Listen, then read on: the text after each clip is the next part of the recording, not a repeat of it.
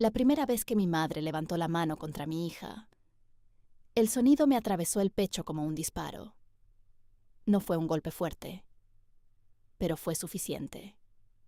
Suficiente para romper algo que llevaba 38 años sosteniendo en silencio. Clara me miró con los ojos llenos de sorpresa, con esa mezcla de dolor y desconcierto que solo tienen los niños cuando un adulto en quien deberían confiar los lastima. Y en ese instante lo entendí todo. No era la primera vez que mi madre golpeaba a alguien. Solo era la primera vez que yo dejaba de justificarlo. Pero para que entiendan cómo llegamos a ese momento, tengo que llevarlos muchos años atrás. Porque las familias tóxicas no se rompen en un día. Se construyen lentamente, domingo tras domingo, comentario tras comentario. Y la mía era experta en eso. Me llamo María Isabel, tengo 38 años y soy arquitecta. Dirijo una empresa de inversión inmobiliaria que empezó como un pequeño estudio y hoy gestiona proyectos en varias ciudades de España. Desde fuera, mi vida parece perfecta. Tengo un marido bueno, Daniel. Una hija maravillosa llamada Clara. Una casa luminosa en las afueras de Madrid. Pero hay algo que nunca aparece en las fotos. Los domingos. Porque todos los domingos, sin excepción, mi madre organizaba la comida familiar en su ático del barrio de Salamanca. Y cada domingo era exactamente igual. Un pequeño teatro de humillación. Mi madre, Beatriz, tenía una habilidad casi artística para hacerme sentir inferior sin levantar la voz. Ay, María Isabel, decía mientras servía vino. Tu hermana Lorena siempre fue más elegante que tú. Otras veces. Lorena siempre tuvo más sensibilidad para las personas. Tú eres demasiado fría. Y si había invitados, mejor todavía. Mi hija mayor es arquitecta, decía con una sonrisa falsa. Pero la pequeña siempre ha tenido más talento social. Siempre Lorena, la hija perfecta, la favorita, la que nunca hacía nada mal. ¿Ustedes han vivido algo así? ¿Ese tipo de comparación constante que te persigue desde que eres niña? Porque créanme, deja cicatrices. Yo aprendí muy pronto que discutir con mi madre era inútil. Así que hice lo único que podía hacer. Me volví impecable. Las mejores notas, la mejor universidad, el mejor trabajo. Pero nunca fue suficiente. Recuerdo una noche en particular. Tenía 26 años y acababa de firmar mi primer gran proyecto inmobiliario. Para mí era un logro enorme. Llegué emocionada a la cena familiar y lo conté. Mamá, acabo de cerrar un proyecto en Valencia. Esperaba orgullo, o al menos interés. Beatriz levantó las cejas con una sonrisa leve. Ah, qué bien. Luego se volvió hacia Lorena. Cariño, cuéntales lo del curso de ballet de Regina. Y así terminó mi gran noticia, en menos de 10 segundos. Porque Regina, la hija de Lorena, siempre fue la joya de la familia, la nieta perfecta, la futura bailarina, la niña alrededor de la cual orbitaba todo el universo emocional de mi madre. Clara, en cambio, bueno, Clara nunca pareció encajar en ese guión. Mi hija es tranquila, observadora. Le gusta dibujar, leer, construir historias en su cuaderno. No es ruidosa, no busca atención. Y en casa de mi madre, eso la volvía invisible. Una vez Clara llevó un dibujo precioso que había hecho para su abuela. Un jardín lleno de flores. Es para ti, abuela, dijo con timidez. Beatriz apenas lo miró. Déjalo por ahí, cariño. Ahora estamos ocupados. Regina acababa de aprender una pirueta nueva. A veces pienso que ese fue el primer momento en que Clara entendió algo que a mí me tomó décadas aceptar. Que en esa casa el cariño no se daba, se ganaba. Y algunos simplemente nunca calificábamos. Pero lo peor de todo no era eso. Lo peor era que yo seguía yendo, domingo tras domingo. Porque durante años seguí creyendo que algún día mi madre me miraría y diría algo que nunca dijo. Estoy orgullosa de ti. Y quizá algunos de ustedes me estén juzgando ahora mismo. Tal vez estén pensando, ¿por qué seguías yendo? Yo también me lo pregunto hoy. Pero cuando creces buscando la aprobación de alguien, romper ese ciclo no es tan fácil. Hasta que ocurre algo que cambia todo. Y ese algo ocurrió un domingo cualquiera. Un domingo que empezó exactamente como todos los demás. Pero terminó con una bofetada. La bofetada que cambió mi vida. Y la de mi madre también. Hay un momento en la vida en que uno deja de ser niño. A veces ocurre a los 20, a veces a los 30, y a veces ocurre el día en que ves a tu hijo sufrir lo mismo que tú sufriste toda la vida. El domingo en que todo cambió empezó exactamente como todos los demás, con una llamada de mi madre a las 3 en punto de la tarde, siempre a la misma hora. María Isabel, dijo con su tono dulce y afilado al mismo tiempo. Ya vienen, ¿verdad? Lorena y Regina ya están aquí. No preguntaba, ordenaba. Miré a Daniel desde el sofá. Él ya conocía esa mirada mía, esa mezcla de cansancio y obligación. No tenemos que ir, dijo tranquilo. ¿Podemos inventar algo? Miré a Clara en el suelo del salón. Estaba dibujando con sus lápices de colores, completamente concentrada. Quería quedarme. Quería proteger ese momento de calma. Pero las viejas cadenas invisibles seguían ahí. Vamos solo un rato, respondí. Cuando se lo dije a Clara, su sonrisa se apagó un poco. ¿Otra vez casa de la abuela? Asentí. Solo un rato, cariño. Ella suspiró. A sus 7 años ya entendía cosas que ningún niño debería entender. El trayecto en coche fue silencioso. El ático de mi madre estaba en uno de esos edificios elegantes, donde todo huele a dinero. Mármol brillante, flores frescas, portero uniforme impecable. La puerta del ascensor se abrió directamente en su salón. Y allí estaba, mi madre. Perfecta, como siempre. ¡Mi reinita!, gritó abrazando a Regina. Ni siquiera nos había saludado todavía. Clara se pegó a mi pierna. Yo le acaricié el cabello. «Hola, mamá», dije al fin. «Ah, sí, pasad», respondió sin mirarnos demasiado. Lorena apareció desde la cocina con su sonrisa impecable.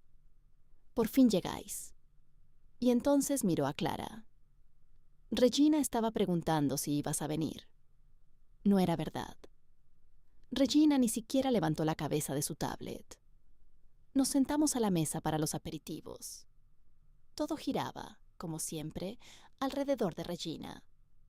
Su academia de ballet, su profesora nueva, su talento extraordinario. Mi madre hablaba de ella como si fuera una futura estrella internacional. Clara estaba sentada a mi lado en silencio. Sacó su pequeño cuaderno de dibujo. ¿Puedo dibujar, mami? Antes de que pudiera responder, mi madre intervino. Aquí no, cariño. Los lápices manchan la mesa. Clara cerró el cuaderno despacio. Perdón. Nadie dijo nada. Nadie. A veces el silencio también es violencia. Después del aperitivo, Regina arrastró a Clara a la sala de juegos. Yo me quedé en la mesa con los adultos. Lorena hablaba de un viaje que quería hacer a París. Mi madre asentía fascinada.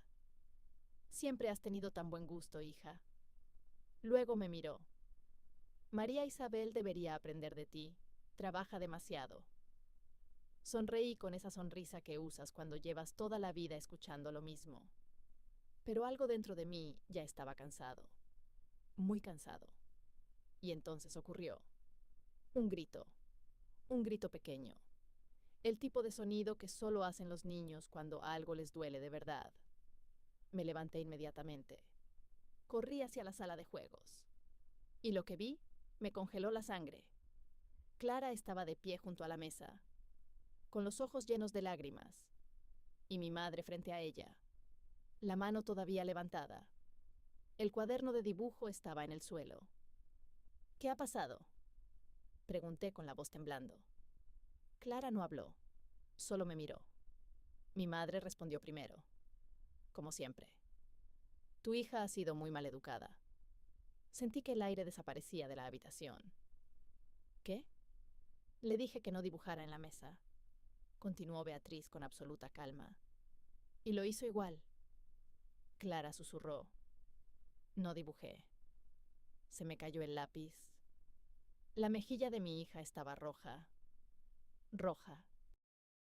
Y en ese momento sentí algo que nunca había sentido antes. No tristeza, no vergüenza. Algo mucho más frío. Algo mucho más peligroso. Miré a mi madre. Y por primera vez en mi vida, no vi a la mujer cuya aprobación había buscado durante décadas. Vi a alguien que acababa de cruzar una línea. ¿La has golpeado?, pregunté. Beatriz suspiró con fastidio. Ay, María Isabel, no exageres. Fue solo una bofetada. Una bofetada. Mi hija temblaba. Daniel ya había llegado detrás de mí. Lorena observaba la escena desde la puerta. Nadie decía nada. Nadie. Entonces Clara dijo algo que me rompió por dentro. Perdón, abuela. No quería enfadarte. Perdón. La niña estaba pidiendo perdón a la persona que la había golpeado. Y en ese instante entendí algo. Yo había sido esa niña durante 38 años, pero mi hija no lo sería. Nunca más. Miré a mi madre y por primera vez en mi vida no tuve miedo. Se acabó, dije. La mesa familiar más importante de mi infancia acababa de terminar para siempre. Pero lo que mi madre no sabía es que ese momento era solo el principio.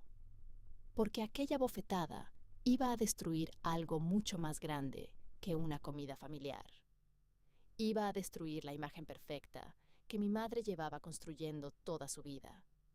Y créanme, cuando decidí hacerlo, ya no había vuelta atrás. No gritó nadie. Eso fue lo más extraño. Cuando dije se acabó, el silencio en la sala de juegos fue tan pesado que casi podía oír mi propia respiración.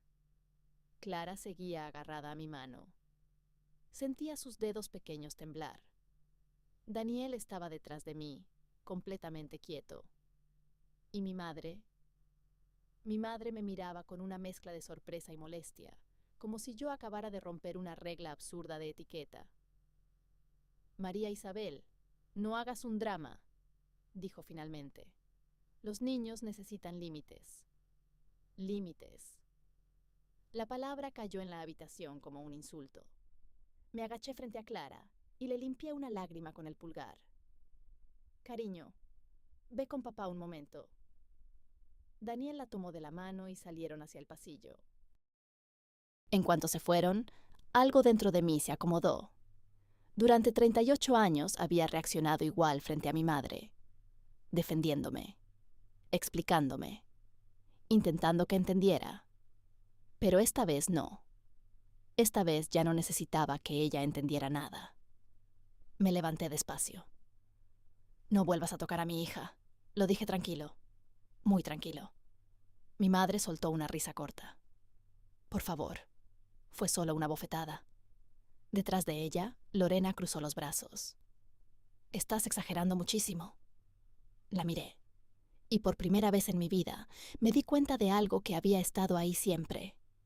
Lorena no era inocente, simplemente había aprendido a beneficiarse del sistema. ¿Sabes qué es curioso?, dije mirándolas a las dos. Que Clara pidió perdón. Mi madre frunció el ceño, porque entendió que hizo algo mal. Negué con la cabeza. No. La miré directamente a los ojos. Pidió perdón porque tiene miedo de ti. El silencio volvió. Beatriz se enderezó. Qué tontería. Pero algo en su mirada cambió. Algo pequeño. Algo incómodo. Y entonces ocurrió algo que no esperaba. Daniel volvió a entrar. Clara estaba detrás de él. Mi hija me miró y dijo muy bajito: Mamá, ¿nos vamos a casa? Esa pregunta me atravesó el corazón, porque entendí algo terrible. Para ella, ese lugar nunca había sido casa. Asentí. Sí, cariño. Pero antes de salir, mi madre volvió a hablar. ¿Te vas a ir así? Me giré lentamente. Sí. ¿Por una tontería? La miré durante unos segundos, y fue como mirar toda mi infancia comprimida en un solo rostro. Las comparaciones, las críticas, las miradas de decepción. De repente todo era muy claro. No, respondí. No es por una tontería. Hice una pausa. Es por 38 años. Lorena soltó una risa incrédula. Dios mío, qué víctima eres. La ignoré. Mi madre suspiró con fastidio. Te estás comportando como una niña. Negué lentamente. No. Y entonces dije algo que nunca había dicho en mi vida. Por primera vez estoy comportándome como una madre. Tomé mi bolso. Daniel ya estaba en la puerta con Clara. Pero antes de salir, mi madre dijo algo que cambió todo. No seas ridícula, dijo con frialdad. Volverás el domingo que viene como siempre. Y ahí entendí algo. Ella no creía que fuera en serio. 38 años de obediencia la habían convencido de que yo siempre volvería. Siempre. La miré una última vez. No. La palabra fue simple, pero pesó como una sentencia. No volveré. Salimos del ático sin mirar atrás. El ascensor bajaba lentamente y Clara se apoyó en mi brazo. Mamá. ¿Sí? ¿La abuela está enfadada conmigo? Sentí un nudo en el pecho. Me agaché frente a ella. No, cariño. Le acaricié el cabello. La abuela está equivocada. Clara pensó un momento. ¿Vamos a volver?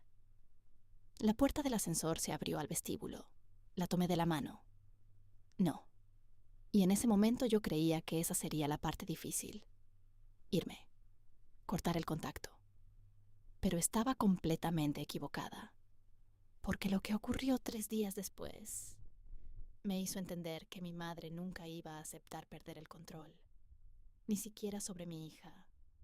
Y cuando intentó recuperarlo, yo ya estaba preparada. Porque esa vez no iba a ser la hija obediente. Iba a ser algo mucho más peligroso.